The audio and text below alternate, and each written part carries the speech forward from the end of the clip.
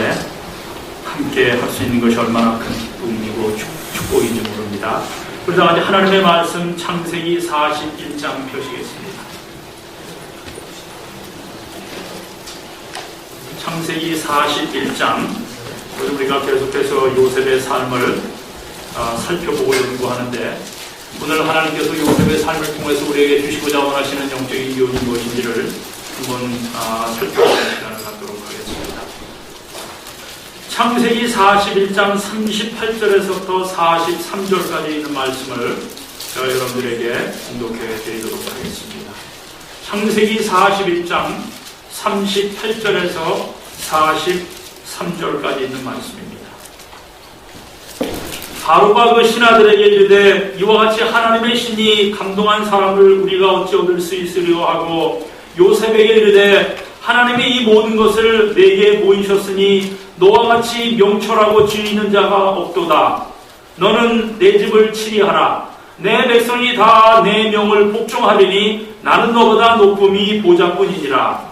바로가 또 요셉에게 이르되 내가 너로 애굽 온 땅을 총리하게 하노라 하고 자기의 인장 반지를 빼어 요셉의 손에 끼우고 그에게 세마포옷을 입히고 금사슬을 목에 걸고 자기에게 있는 범수레에 그를 태우매 무리가 그 앞에서 소리 지르기를 엎드리라 하더라. 바로가 그로 애굽 종국을 총리하게 하였더라. 여러분, 우리는 살아가면서 많은 뜻하지 않은 어려움을 만납니다. 그것이 그냥 어려움이면 모르겠는데 때때로 우리의 삶에 닥치는 그 어려움이 우리를 절망 속으로 밀어넣는 그런 많은 경험들을 우리가 합니다. 그러나 절망은 그를 받아들이는 사람에게만 효력을 발휘합니다. 여러분이 아시는 데일 카네기가 세일즈맨이던 젊은 시절, 그는 절망에 빠져서 마치 세상 모두가 자기를 얕보고 방해하는 것처럼 느끼기 시작했습니다. 그런데 어느 날 그는 모래사장 위에 볼품없이 놓인 낡은 나룻배를 그린 그림 한 폭을 보게 됩니다. 모래 위에 아무렇게나 놓인 낡은 배는 절망스러운 인상을 풍기고 있었지만은 그 그림 밑에는 이런 글귀가 적혀 있었습니다. 반드시 밀물 때는 온다. 반드시 밀물 때는 온다라는 말입니다. 그 후에 카네기는 절망이 올 때마다 이 말을 기억하곤 했답니다. 반드시 밀물 때는 온다. 반드시 밀물 때는 온다. 우리의 배가 지금 모래 위에 처량하게 놓여 있는지 모릅니다. 우리의 삶이 아주 남루한 조각배처럼 아무런 할 일이 없는 것처럼 느낄 수도 있을 것입니다. 그것도 바다 위에 떠 있는 것이 아니라 그저 어디 모래사장 위에 덩그러니 버려진 채로 놓여진 것 같은 그런 삶의 분위기를 아마 지금 여러분이 여러분의 삶 속에서 느끼고 계시는지 모릅니다. 그러나 우리가 기억해야 할 것은 반드시 밀물때가 온다는 사실입니다. 밀물때는 반드시 온다는 것입니다. 이제 다시 요셉에게로 우리의 시선을 돌려보도록 하십시다. 40장 후반에 그리고 41장 초반에 요셉은 어디에 있습니까? 요셉의 배가 처량하게 어디에 있습니까? 모래 위에 있습니까? 감옥 속에 있습니다. 감옥. 여러분이 무고죄로 감옥에 기약 없이 갇혀 있었다고 하면 어떤 느낌이셨겠어요? 요셉은 아마 감옥 속에서 털썩 주저앉고 싶어 했을지도 모릅니다. 보디발에서 종로로 탄 게 몇 년이요? 몇 년이요? 11년. 그리고 감옥 속에서 몇 년이요? 2년. 도합 13년이라는 세월은 그에게 아예 그의 희망찬 젊음의 삶을 그리고 꿈을 포기하고 싶게 만들었는지도 모릅니다. 그러나 하나님의 사람 요셉은 주저앉지 않았습니다. 꿈의 사람 요셉은 그 어두컴컴한 감옥이라는 구덩이 속에서도 결코 주저앉지 않았다는 말씀입니다. 그는 그의 꿈을 위해서 다시 일어났습니다. 여러분, 고진감래라는 말씀 잘 아시지요? 이 말씀이 무슨 뜻이지요? 고진감래. 쓴 것이 다 하면 뭐가 온다? 감래. 달갑자 몰래. 간 것이 온다라는 말입니다. 지금 혹시 우리 가운데에 지쳐서 털썩 주저앉고 싶으신 분이 계시는지 모르겠어요. 혹시 우리가 하는 일이 마치 사막에서 물을 퍼올리려고 하는 것 같이 힘들고 무의미하게 느껴질지도 모르겠어요. 뜨겁고 진절이 나는 사막에서 지하수를 퍼올리기 위해서 애써 무의미한 삽질을 하고 있는 것 같은 그런 삶의 모습을 하고 있다고 혹시 느끼시는 분이 계시는지 모르겠습니다. 오래전에 아랍인 무사 알라비가 뜨겁고 진절이 나는 사막에서 지하수를 퍼올리기 위해서 곡괭이와 삽으로 모래를 퍼올릴 때 사람들은 모두 어처구니 없다고 웃고만 있었던 일이 있었습니다. 그렇게 6개월을 파내려가던 날 어느 날 젖은 모래가 나왔고 그는 기쁨에 넘쳐 울기 시작했습니다. 여러분, 승리하다라는 영어 단어가 뭐예요? 승리하다. 네? 승리하다라고 하는 영어 단어가 뭐죠? 네? triumph이죠? 근데 이 triumph라고 하는 단어는 시도하다라고 하는 이 try라고 하는 단어와 이걸 못하다니 하면서 이제 신음소리를 내는 이 신음소리 음프가 결합되어서 이루어진 말이 triumph랍니다. 원어의 사전에 보면은 try 시도하다라는 단어와 내가 이걸 못하다니 하면서 신음소리가 음프하다 보니까는 승리하게 되었다는 겁니다. 여러분, 이 승리라고 하는 단어는 바로 그 시도하지 않은 사람들에게는 승리라고 하는 단어가 주어지지 않는다는 겁니다. 그러므로 사랑하는 여러분, 시도하기를 멈추지 마시기 바랍니다. 하늘은 스스로 돕는 자를 돕는다고 했습니다. 우리를 도와주려고 기다리시는 분이 계셔요. 가장 힘들고 어려웠을 때 요셉을 도우셨던 것처럼 우리를 도우시는 분이 계시다라고 하는 사실이에요. 여러분, 요셉의 삶의 전기를 살펴보면 우리의 삶이 아무리 힘들고 어렵다 할지라도 요셉만큼 어려웠겠습니까? 아무리 우리가 사람들에게 무고를 당하고 힘들고 어렵고 정말 무시를 당한다 할지라도 요셉만큼 우리가 무시를 당하겠습니까? 그렇지? 아무리 우리의 삶이 진흙탕이었다고 할지라도 요셉이 그 이집트에 들어가 살았던 그 감옥만 믿겠습니까? 그래서 우리는 요셉의 삶을 보면서 위로와 용기를 충분히 얻을 수가 있는 것입니다. 여러분, 하나님이 우리 인간에게 주신 가장 중요한 선물 가운데 하나가 있다고 할 것 같으면 그것은 성취의 기쁨입니다. 성취의 기쁨. 어려운 목표를 세우고 피와 땀과 눈물을 통해서 그 꿈을 성취할 때 인간은 최상의 환희를 맛보게 됩니다. 그런데 꿈이 없는 사람은 성취를 통한 신비로운 기쁨을 누릴 수 없게 되는 것입니다.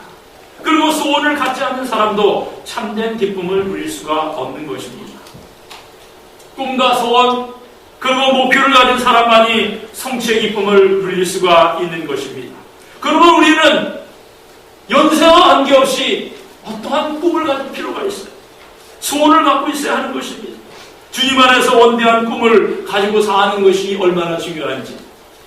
어떻게 어느 사모님께서 저한테 어떤 그 미국 신문에서 나오는 기사를 하나 딱 올려서 저한테 주셨는데 그 내용을 쫙 읽어보니까는 제2의 인생을 시작하는 분들인데 그 제2의 인생을 어떻게 시작하는지 아십니까? 어떤 연세에? 예? 은퇴를 해가지고는요, 인생에 아무런 할 일이 없다라고 사람들이 생각하는 그때에 다시 공부를 시작하셔가지고 뭐 하는 분들이 많아요? 복음을 위해서 목회자기로 나가는 사람들이 너무 많고 그분들이 그 일을 행하면서 얼마나 마음 가운데 충만한 기쁨을 느끼는지 모른다는 것입니다. 어떤 사람들은 인생에 아무런 낙이 없다고 할 해가 다 가까웠다고 생각을 하는데 어떤 사람은 그때부터 뭘 하는 겁니까? 새로운 꿈을 꾸기 시작하는 것입니다. 여러분, 우리가 이제 몇 살까지 살게 된다고요? 100살까지 살게 된다고는 뭐 누가 그런 식으로 이야기를 합니다. 그래서 우리가 매일 매 순간 꿈을 꾸는 일이 우리에게 절대로 중요합니까? 중요합니다. 그러므로 여러분 주님 안에서 꿈을 회복하시기를 바랍니다. 그리고 꿈을 가지고 사시기를 바랍니다. 여러분 오늘 우리가 보는 본문의 말씀에는 요셉의 꿈이 성취되는 순간을 기록하고 있습니다. 그러나 아직 꿈이 완성된 것은 아닙니다. 여러분 꿈이 성취되는 것과 꿈이 완성되는 것은 다릅니다. 그죠? 여러분 꿈의 성취가 우리의 목표했던 것이 이루어지는 것이라면 꿈의 완성은 꿈의 성취를 통해서 열매 맺게 되는 삶의 모습이 바로 꿈의 완성인 것입니다. 꿈의 성취와 꿈의 완성은 다른 것입니다. 많은 사람들의 꿈이 돈을 많이 버는 것입니다. 돈을 많이 벌게 되었을 때에 그들의 꿈이 성취되었는지는 몰라도 그들의 꿈이 완성된 것은 아닙니다. 그 돈을 가지고 그들이 무엇을 하느냐가 그들의 꿈을 완성시키는 것입니다. 돈을 버는 일이 나의 꿈의 목적이다라고 생각을 해가지고 돈을 많이 번 사람이 그 돈을 많이 버는 그 순간에 인생에 낙이 없다고 할 것 같은 때가 다 돼서 인생을 좌절하는 사람들이 생각보다 많이 있습니다. 그 사람이 그 돈을 가지고 무엇을 하느냐, 어떻게 인류 복제에 어떻게 이웃에게 유익이 되느냐를 사는 것이 바로 그의 꿈의 완성인 것입니다. 여러분 요셉은 국무총리가 되면서 꿈이 성취되는 기쁨을 누립니다. 환희에 찬 삶을 경험합니다. 요셉이 국무총리가 되는 그 순간 모든 것이 역전됩니다. 인생을 살면서 우리에게도 이런 순간이 절대적으로 필요합니다. 꿈이 성취되는 순간 지나간 과거의 모든 사건들이 요셉에게 새롭게 해석됩니다.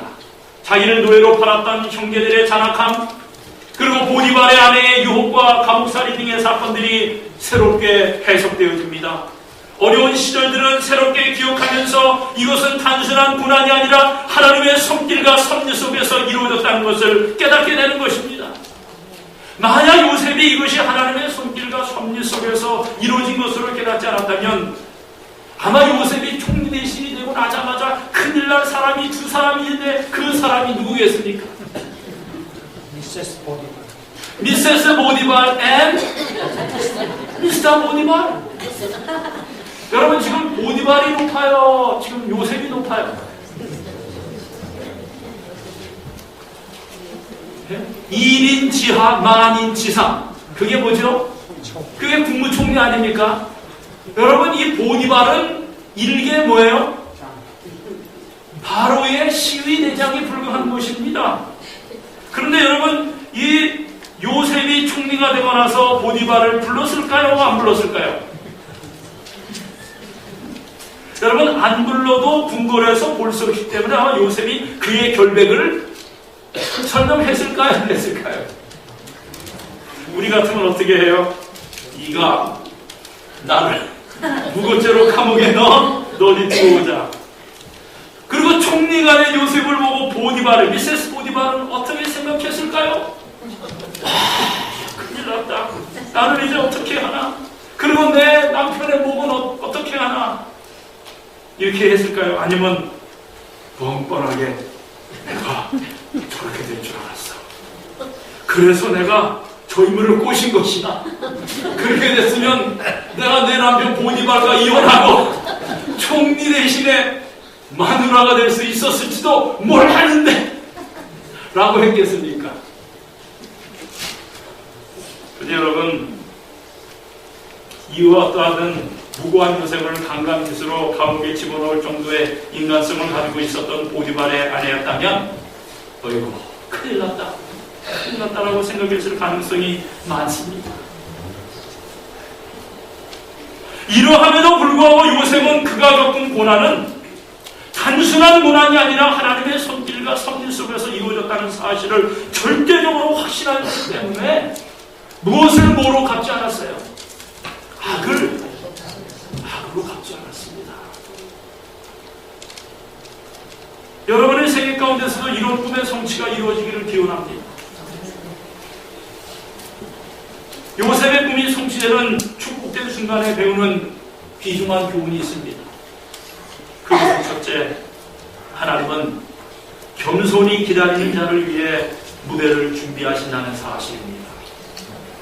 성경 본문 창세기 41장 1절에서부터 8절까지의 말씀을 보면 요셉이 고독하게 잊혀진 존재로 보디발의 집에서 11년, 감옥에서 2년을 기다리는 동안 하나님은 요셉을 위해 바로의 꿈을 준비하셨습니다.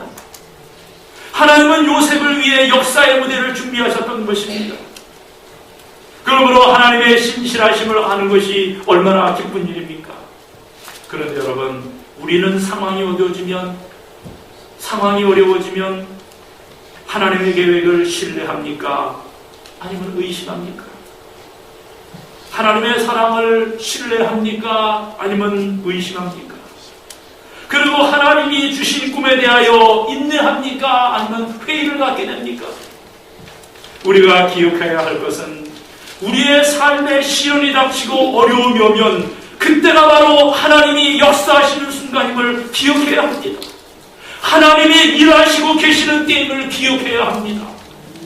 그래서 우리의 삶에 어떤 어려움이 있다 할지라도 하나님을 향한 믿음의 끈을 놓지 않은 순간이 되어야 합니다. 여러분, 그때에 바로 하나님이 나를 정금같이 단련시키시는 때구나라고 생각을 하셔야 하는 것입니다. 이때야말로 하나님이 나를 버리시는구나. 여태까지 내가 그럴 줄 알았어. 내가 이제는 도저히 이런 하나님 믿을 수가 없어. 그래서 여러분이 그나마 가지고 있었던 신랄 같은 믿음과 신앙의 끈을 끊는 것이 아니라 여러분의 삶에 고난이 닥치고 어려움이 닥치거나 하면은 바로 그 순간이야말로 하나님을 전적으로 이전에 입을 열어서 하나님, 이런 고난의 시간에 하나님께서 하나님의 종들을 단련시키셨던 것처럼 나를 단련시키실 줄로 믿습니다. 그리고 나를 정금같이 나오게 할 줄로 믿습니다라고 하면서 무릎을 꿇고 하나님 앞에 장엄한 기도를 드릴 수 있는 그런 믿음이 되신다고 할 것 같으면 여러분의 삶에 어떠한 고난이 닥치다 할지라도 고난은 이미 고난이 아닌 것입니다. 고난의 때 사탄은 우리를 괴롭힙니다. 시험합니다. 그러나 우리는 예레미야 29장 11절의 말씀을 기억해야 합니다. 나 여호와가 말하노라 너희를 위한 나의 생각은 내가 하나니 뭐가 아니고 평안이라고요? 재앙이 아니라고 평안이요 너희 장래에 소망을 주려 하는 생각이라. 우리에게 재앙을 주신 하나님의 뜻이 아니라고 했어요. 여러분, 하나님의 관심은 우리에게 소망을 주시는 데 있어요. 평안을 주시는 데 있습니다. 그러므로 세상 끝날까지 함께 하시마 약속하신 주님의 약속을 붙잡으시기를 바랍니다. 하나님의 건전한 생각을 붙잡으시기를 바랍니다. 여러분을 향하신 하나님의 놀라운 계획과 놀라운 소망을 붙잡으시기 바랍니다. 하나님이 여러분을 위하여 일하고 계시다는 진리를 견고하게 붙잡으시기 바랍니다. 하나님의 약속을 의심하시지 마시기 바랍니다. 바랄 수 없는 중에도 바랐던 아브라함의 믿음을 소유하시기 바랍니다. 하나님의 때가 되면 우리를 높이실 것입니다. 우리가 할 일은 다만 하나님의 능하신 손 아래서 겸손하게 기다리는 것입니다. 때를 기다리며 준비하시는 것입니다. 사도 베드로는 말했습니다. 그러므로 하나님의 능하신 손 아래서 겸손하라. 때가 되면 너희를 높이시리라. 베드로전서 5장 6절에 그렇게 사도 베드로는 이야기를 하셨네요. 우리 스스로가 우리 자신을 높이면 안 됩니다. 하나님이 우리를 높여 세워주셔야 합니다. 그것은 하나님의 은혜인 것입니다. 하나님은 전능하신 하나님의 손 안에서 기다리는 요셉을 위해 7년 풍년과 7년 궁녀를 예비하셨어요. 그리고 바로를 통해서 바로의 인장 반지를, 세마포 옷을, 금사슬을, 보금수레를, 그리고 총리의 직책을 준비시키셨습니다. 요셉은 13년 동안 보디발의 집에서 종살이와 감옥살이를 하면서 하나님의 때를 겸허하게 기다렸습니다. 하나님의 섭리를 기다렸다는 말씀이에요. 여러분, 요셉의 인내를 우리도 배워야 하지 않겠습니까? 하나님께서 우리를 위해 무대를 만드실 시간을 드려야 하는 것입니다. 기도를 드렸으면 그 기도에 응답하실 시간을 드려야 하는 것입니다. 너무 조급하게 서두르지 않으면서 말이죠. 인생은 쉽게 끝나지 않습니다, 여러분. 인생의 게임이란 한순간에 끝나는 것이 아닙니다. 하나의 문이 닫혔다고 낙심해서는 안 됩니다. 하나의 문이 닫히면 또 다른 문이 열리게 되어 있어요. 이것이 하나님이 우리를 인도하시는 원리요 섭리요 하나님의 신비로운 계획인 것입니다. 제가 어렸을 때에 학교에서 단체로 보았던 영화 가운데에 가장 최초의 영화, 그리고 저의 기억 속에 가장 가장 오래 남는 영화가 있었다고 할 것 같으면은 그것은 여러분도 잘 아시는 사운드 오브 뮤직입니다. 제가 중학교 2학년 때로 기억하는데 한 번은 학교에서 광고하기를 단체로 영화를 간다는 거예요. 그때는 여러분 아시는 것처럼 단체로 영화관을 간다는 것, 집에 뭐 TV가 있는 사람들도 생각보다 그렇게 많지 않았던 때이기 때문에 단체로 영화관을 간다 그러니까 그냥 막 바로 하는 거예요. 근데 영화관이 멀어요. 버스를 타고 한 20분을 나가야 되기 때문에 사람들이 이 단체로 영화관을 간다고 하니까는 뭐 얼마나 좋아하는지. 근데 여러분 그때 영화가 사운드 오브 뮤직입니다. 여러분 아시는 것처럼 이 영화는 실제 이야기를 바탕으로 한 영화죠. 2차 대전 당시 오스트리아가 독일과 합병 당시에 이 한 수녀가 엄마가 없는 한 가정에 가정교사로 들어가서는 겪는 여러 가지 일들을 그린 실화입니다. 결국 그 수녀는 그 가정에 아내가 되고 엄마가 되는데 이 수녀를 위해서 모든 가족들이 나치 독일을 피해서 스위스로 무사히 탈출하는 감동 깊은 영화인데 지금도 기억나는 대사는 어려움에 봉착하여 다시 수녀원으로 돌아온 이 마리아에게 원장 수녀가 한 말이 기억이 납니다. 뭐라고 얘기합니까? 하나님께서는 하나의 문이 닫힐 때에 또 다른 문을 여신다라는 말씀이에요. 그러고는 이 마리아 수녀를 격려하여 이 수녀를 그 가정으로 돌려보냅니다. 그리고 그녀는 사랑에 성공하고 그 가족들과 함께 그 나라를 탈출하는 이야기, 감동스러운 이야기, 이것이 사운드 오브 뮤직의 줄거리예요. 하나의 문이 닫힐 때에 하나님은 더 좋은 문을 예비하십니다. 이것이 우리의 인생입니다. 여러분 요셉을 보세요. 아버지 야곱의 신문이 닫힐 때에 보디발의 신문이 열렸어요. 보디발의 신문이 닫힐 때에 감옥의 문이 열렸습니다. 감옥의 문이 닫힐 때에 애굽의 왕궁의 문이 활짝 열렸어요. 하나님께서는 무슨 문까지 여시냐면 사람의 기억의 문까지 활짝 여신 분이 바로 우리 하나님이셨어요. 하나님은 요셉을 위해 술 맡은 관원장의 기억의 문을 여셨습니다. 이것이 하나님의 능력이고 하나님의 신비인 것입니다. 만약에 하나님이 술 맡은 관원장의 기억의 문을 열지 않으셨다면 바로의 궁중의 문은 열리지 않았을 것입니다. 하나님께서 요셉에게 새로운 문을 열어주시기 위해서 술 맡은 관원장의 기억의 문을 열어주신 것입니다. 그래요. 하나님은 우리의 형편을 아십니다. 우리의 사정을 너무나도 잘 아시는 분이셔요. 어떤 문이 닫힐 때에 절대로 좌절하지 마시기 바랍니다. 우리가 믿음 가운데 있다면 하나님께서 우리에게 영적인 분별력을 주셔서 또 다른 문이 열리는 것을 우리에게 보여주시는 분이 바로 우리 하나님이셔요. 닫힌 문만 보고 있으면 우리에게 열릴 새로운 문을 볼 수가 없습니다. 닫힌 문은 잊어버리시기 바랍니다. 지나간 과거를 땅에 묻으시기 바랍니다. 그리고 새로운 미래를 향해 굳건히 서시기를 바랍니다. 지나간 과거가 아름답다고 그 무덤 앞에 꽃다발을 갖다 놓고 그 자리에 주저앉지 마시기 바랍니다. 과감하게 일어나셔서 미래를 향해서 전진해야 합니다. 과거로 인하여 여러분의 눈에 눈밀이 맺혀 있을 때에는 앞길이 보이지 않는 법입니다. 눈물을 닦고 우리 앞에 있는 펼쳐있는 소망의 대로를 보시기를 바랍니다. 여러분 우리가 요셉의 살면서 배울 또 하나의 교훈인데 그것은 기회가 왔을 때의 기회를 포착해야 한다는 것입니다. 물고기가 물을 타듯이 새가 바람을 타듯이 하나님 안에서 비전의 사람은 기회를 탈 줄 알아야 하는 것입니다. 물론 기회주의자는 나쁩니다. 그러나 기회가 왔을 때 기회를 포착할 줄 아는 사람은 지혜로운 사람입니다. 여러분 바로가 부른다는 소식을 듣고 이제 요셉의 가슴이 뛰기 시작합니다. 그는 기회를 알아보았습니다. 드디어 기회가 온 것입니다. 그는 기회를 소중히 여겼습니다. 그리고 그 기회 앞에 주저함이 없었습니다. 그러나 그는 신중했습니다. 요셉은 바로 왕 앞에 가기 전에 먼저 어떻게 합니까? 외모를 가꿉니다. 수염을 깎고 옷을 갈아입습니다. 요셉은 알았습니다. 하나님은 중심을 보시지만 사람은 외모를 본다는 사실을 말합니다. 또한 그는 기회가 왔다고 그 기회를 함부로 다루지 않았습니다. 호박이 넘글째 들어왔다고 소리해서는 안 됐던 것입니다. 그는 바로 왕 앞에 신중하게 행동합니다. 15절 16절을 보시기 바랍니다.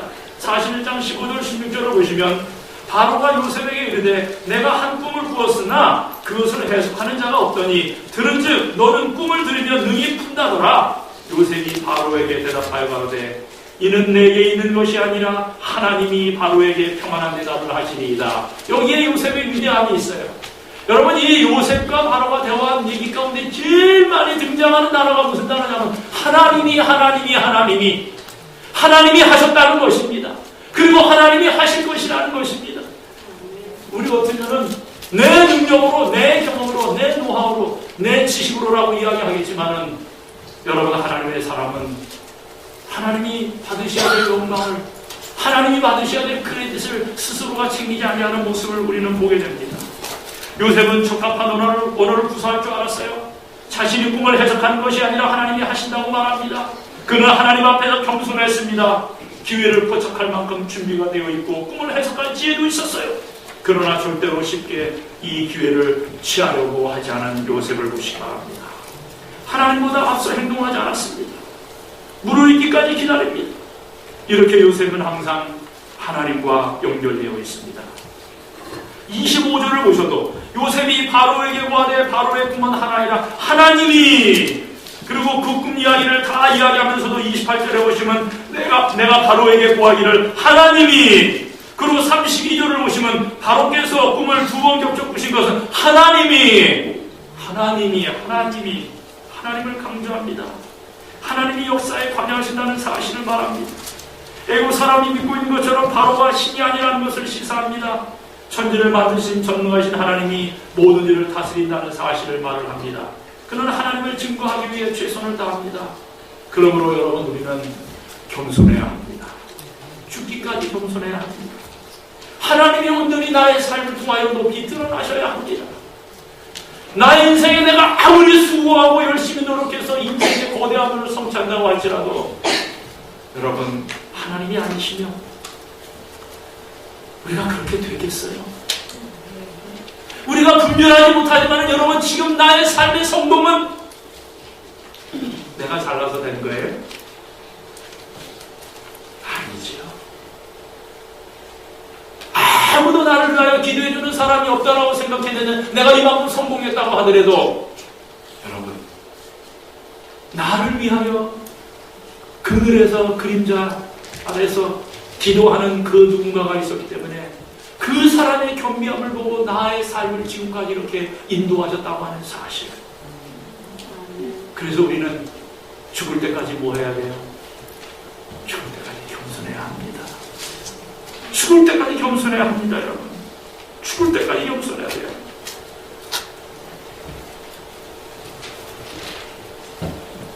여러분, 37절, 40절에 이런 말씀이 있어요.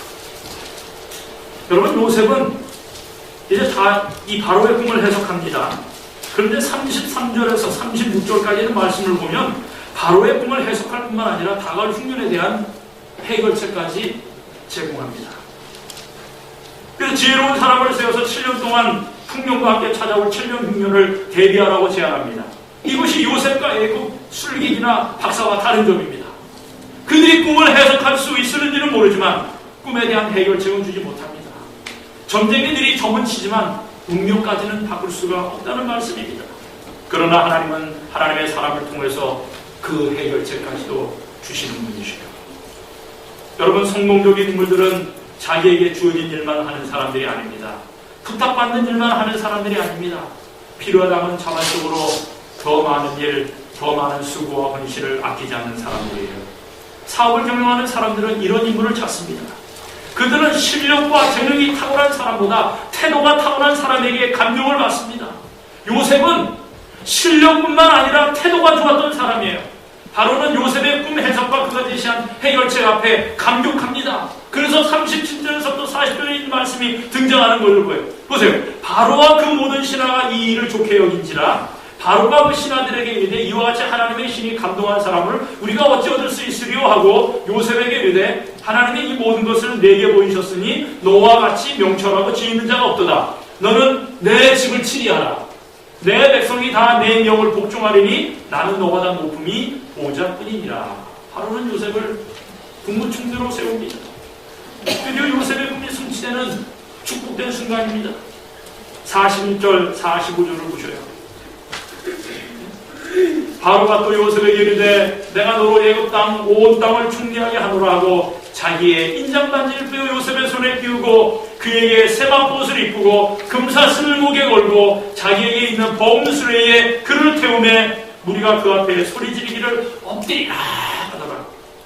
바로가 그로 애굽 전국을 충리하게 하였더라.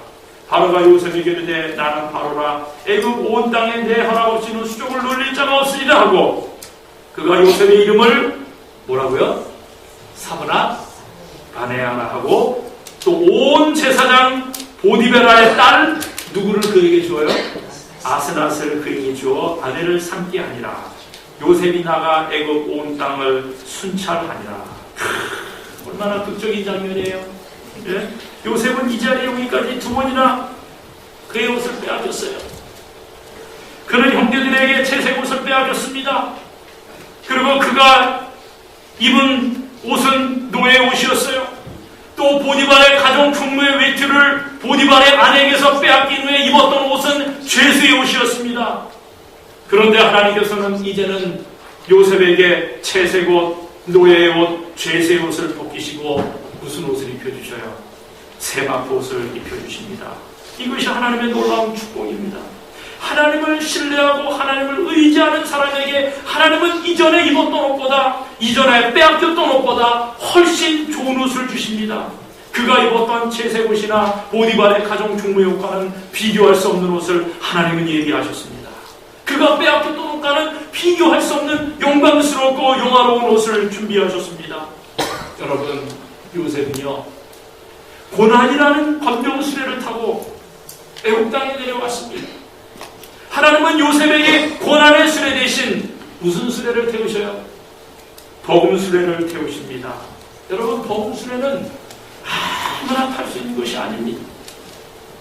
여러분, 지금도 현재 카이로 박물관에 가면 옛날에 그 바로가 탔던 그 금수레가 발굴이 됐어요.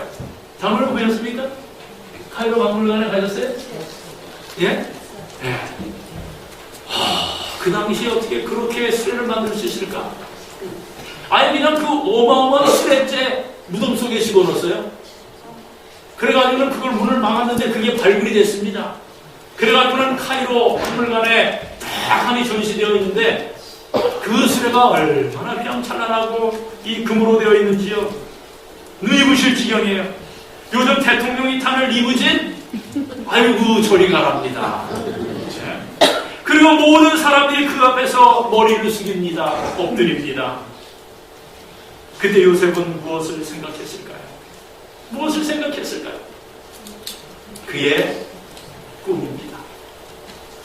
해와 달과 별들이 엎드려 절하는 꿈을 생각했을 거예요. 물론 이 순간에 요셉의 꿈이 완성된 것은 아닙니다. 나중에 비로소 그의 꿈은 완성됩니다. 그러나 하나님은 요셉에게 꿈의 완성 이전에 꿈의 성취를 맛보게 하십니다.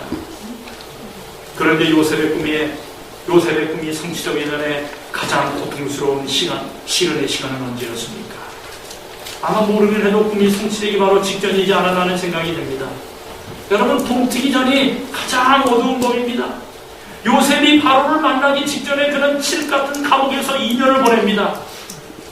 술 맡은 관원장의 꿈을 해석해주면서 득이하거든 바로에게 구해서 자신의 어려운 사정을 해결해 주세요라고 부탁을 합니다. 그러나 그는 요셉의 부탁을 까맣게 잊어버리고 삽니다. 요셉은 2년 동안 감옥에서 잊혀진 존재로 보냅니다. 아무런 인생의 기록도 열매도 성취도 없이 보내야만 했습니다. 가장 힘들고 어려웠던 시간이 바로 그 감옥에서의 2년의 시간이었을 거예요. 여러분, 방주를 지었던 노아에게 가장 극심한 시련의 때가 언제였습니까? 힘겹게 방주를 지을 때가 아니었지요. 그리고 어마어마하게 많은 동물들을 방주로 인도해 뒤는 때도 아니었다는 것입니다. 그리고 사람들에게 비가 온 것이니 방주로 들어와 멸망을 피하라고 전파하던 때도 아니었다는 것입니다. 노아에게 가장 어두웠던 시련의 시간은 방주의 문을 닫고 방주 속에서 비가 오기를 기다리던 하루 이틀도 아닌 일주일의 그 시간이 가장 노아에게는 가장 큰 어둡고 시련의 시간이었다는 것입니다. 왜 하나님이 약속하셨는데 지금 동물들은 다 들어와서 방주 속에서 아우성치고 있는데, 그리고 저 방주 밖에서 사람들은 방주를 때로 부수겠다고 아우성치면서 이 거짓말장이 이 노아 할아버지 나오라고 하면서 도끼질을 하고 있는지도 모르는데, 그 동물 소리나만큼이나 더 큰 아우성치는 그 사람들의 소리를 들으면서 여러분 노아는 무엇을 생각했을까요? 적어도 하루 이틀도 아닌 일주일씩이나. 그리고 하늘을 쳐다보니 전혀 비가 올 것 같은 그런 임사가 보이지 않을 때에 여러분 노아는 어떤 심정이었을까요? 하나님의 약속은 과연 모르는 것인가? 아마 흔들리는 믿음 가운데, 신앙 가운데에 그가 깊은 시간을 보내지 않았겠습니까? 여러분, 이것이 인생의 진리인 것입니다. 밝은 빛 이전에 깊은 어둠이 있고 성공의 정상에 올라서기 직전에 가장 어려운 골짜기를 통과하는 것, 이것이 우리의 삶의 신비예요. 예수님도 부활의 영광을 누리시기 직전에 십자가를 통과하셨습니다. 가장 어두운 터널을 통과하셨어요. 하나님 아버지께도 버림을 받아야 했습니다. 그러나 십자가 뒤에는 부활의 영광이 기다리고 있었어요. 뜻을 성취하고 꿈을 성취하기 위해서 전진하는 사람은 이 진리를 가슴에 새겨야 합니다. 꿈을 성취하기 직전이 가장 어둡다는 사실이에요.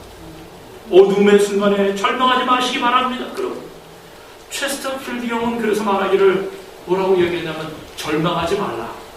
종종 열쇠 꾸러미의 제일 마지막 열쇠가 자물쇠를 연다라고 했습니다. 아니, 마지막 열쇠가 남아있다면 희망을 가질 필요가 있다는 것입니다. 여러분, 이런 말이 있어요. 실패는 당신이 실패자임을 의미하지 않습니다.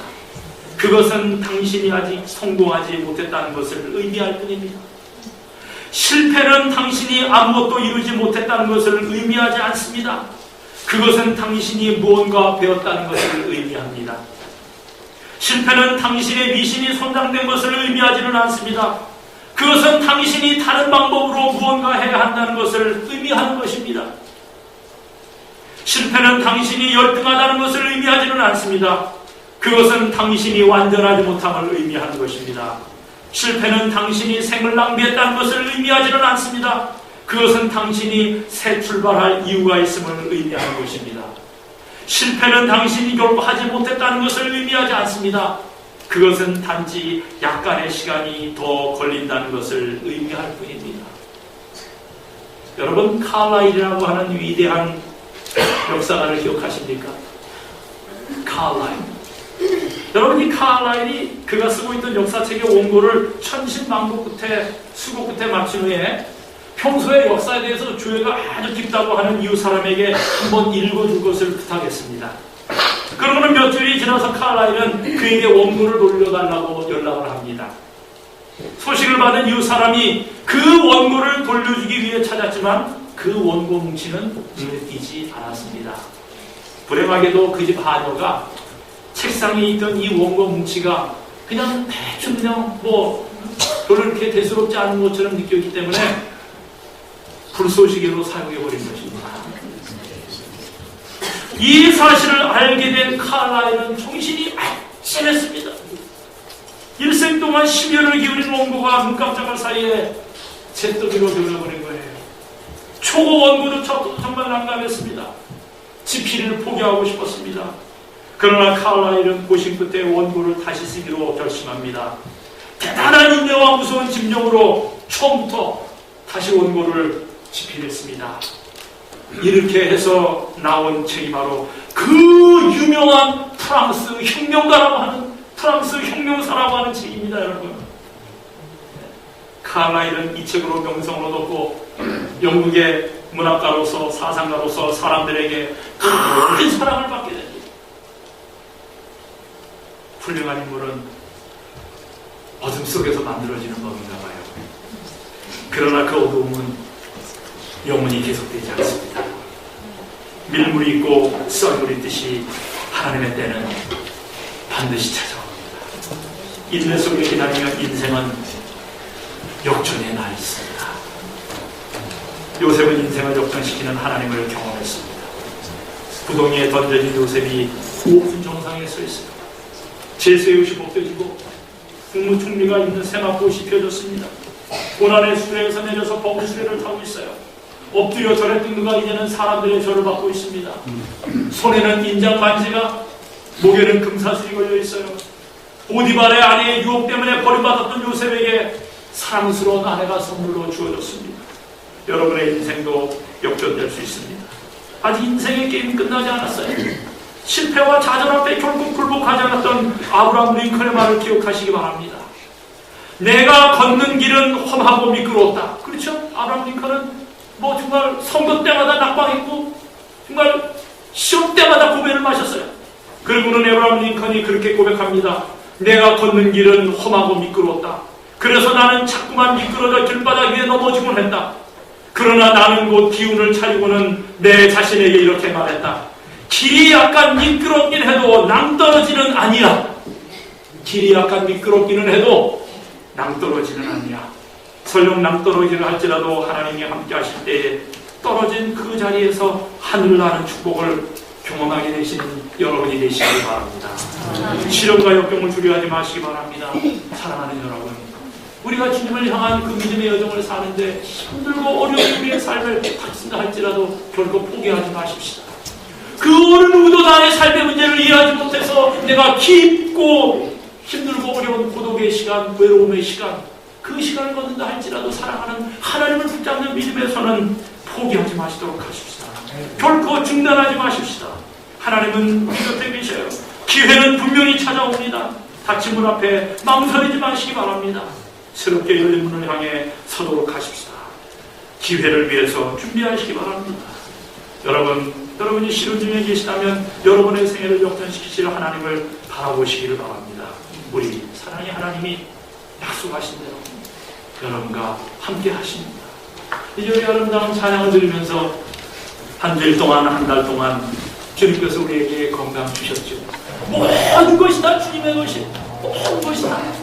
그러므로 우리의 작은 수입의 일부를 주님의 나라를 높이는 일을 위하여 드리실 때에 주님께서 여러분의 마음에, 여러분의 삶에, 여러분의 가정에 축복해 주시기를 기도합니다.